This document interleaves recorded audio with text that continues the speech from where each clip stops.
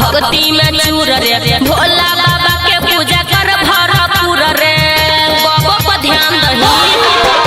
रे पूरा सावन रह भक्ति में चूर रे भोला बाबा के पूजा कर भरपूर रे यने ओने नहीं दो ही ध्यान यने ओने नहीं दो ही ध्यान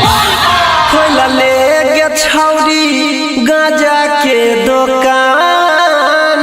लेवे खातिर आई बौगे जान सुबह शाम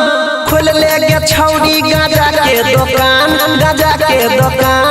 लेवे खातिर आई बौगे जान सुबह शाम सावन में खोल ले गाजा के दुकान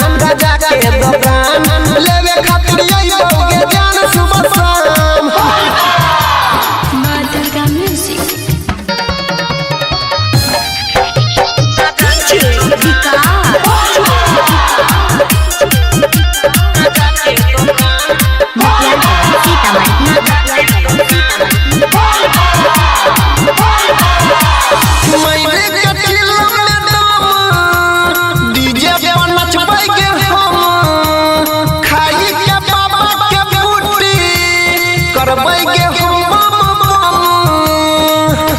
ये जाना सुना घूमे जेबै देवघर में भोला बाबा के नगर में परबो नहीं हमर छौड़ा तोरा कोनो चक्कर में हमरा नहीं करल कर परेशान हमरा नहीं करल कर परेशान खोला ले गे छौरी गाजा के दुकान लेवे खातिर आई बौगे जान सुबह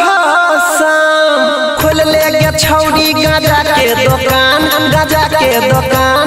लेवे खातिर आई बौगे जान सुबह शाम सावन में खोल ले गाजा के दुकान लेवे खातिर आई बौगे जान सुबह शाम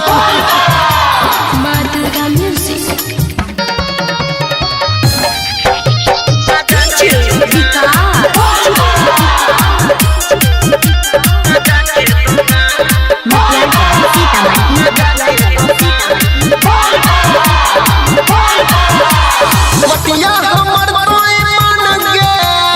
हेतौ नहीं तोरा नुकसान गे सब कावड़िया ये तो गोड़ी सुन तोरे दुकान गे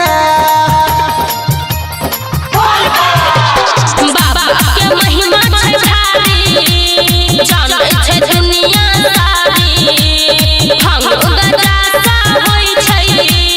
रंग बिरंग के बीमारी सुमन सोना लोने खोल जुबान अनिल सोनी बंद राख जुबान